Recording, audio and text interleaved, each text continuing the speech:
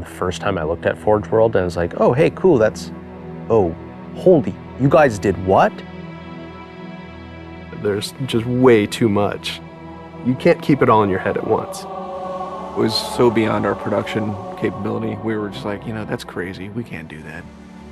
I couldn't stop the artist who started creating it.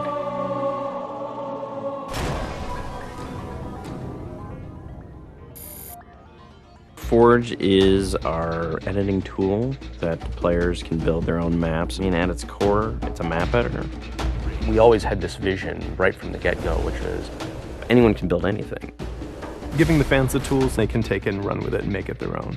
Forge World actually started as 5 separate maps. And I said, wouldn't it be cool if, like, you could play this and go over there, and then play over there if you wanted.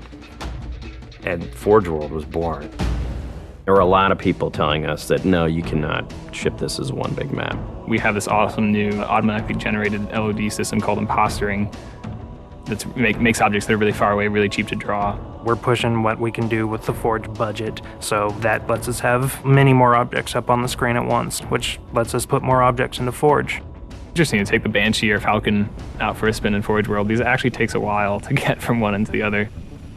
The second you come into this space, you should know that you're on Halo.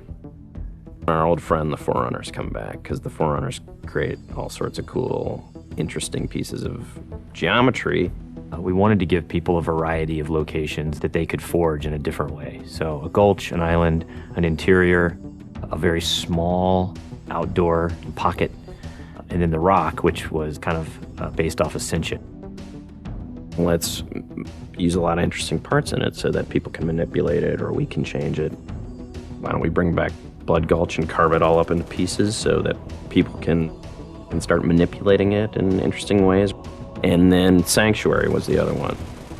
The Cage and Paradiso, that's just Chad and I playing with a map editor and actually building cool maps within Forge World. I mean, we were doing that exactly how the fans would do that. we definitely looked at what we did in Halo 3 and said, what can we learn from this? It's one thing to build just a stunning amount of map variants, but like nobody was expecting Forge art, I don't think. Like that was just a completely, whoa, what? The Rube Goldberg machines, yeah, those are everywhere. In Halo 3, it was cool that you could move things around, but it was still kind of clunky. And we're like, we have to make this better. What are some of the tricks that the community is using, and how can we make those not be tricks and just make those be tools? We took that stuff and made it like a real feature. There's normal, phased, and fixed. So normal is like Halo 3 style, you know, it bumps into stuff when you let it go and it falls to the ground and moves around and stuff. And fixed is the same thing, except when you let it go, it stays exactly where it was. And then phased is the coolest because it means that while you're editing the object, it's not actually interacting with the environment. You can put it through a wall, you can put it, you know, through other objects. Which changed everything for Forge, like immediately. It's much easier to build a Forge space. There's snaps and rotates and degrees and units that you can move things. You can be very precise. The camera controls, it's actually really good for object placement because like little touches on the stick don't translate into really sudden jumpy movements. And then we also have a fine editing mode. You click the stick in and then your camera starts moving very slowly. You're not spending like 3 hours trying to get one block to line up directly to 3 other blocks. You can select individual objects and say, get rid of all the objects of this type. So if you're trying to get rid of all the spawn points on a map because you want to go and replace all the spawn points, you can do that. You can do custom colors. You can take these Forge pieces and say, hey, that's blue. So the blue base can truly look like the blue base. Reach's expanded sandbox includes new things like, you know, jetpacks. And if people want to build some sort of 3D map and really make use of the jetpack, they can do that now. Custom game options and Forge go together like peanut butter and jelly. You're able to do things with game types that people might not even expect. My favorite example is King of the Hill, where the warthog is the hill.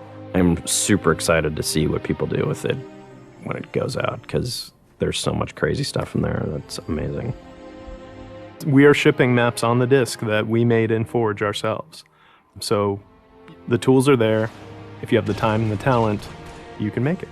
The community is just going to outstrip us and spank us. With the new tagging system, you can save a forged variant, you can post it to your file share, and then you can say, you know, sweet new map. Things that are good are downloaded by a lot of people and passed around to a lot of people, and that makes the really sweet stuff bubble up to the top. I'm looking forward to what the next big community game type is going to be. We realized that Reach was our swan song to Halo, and what better way to do that than to let people do what we've been doing all along, which is creating new cool maps. It's nice to go out with a bang, and this is a pretty big one.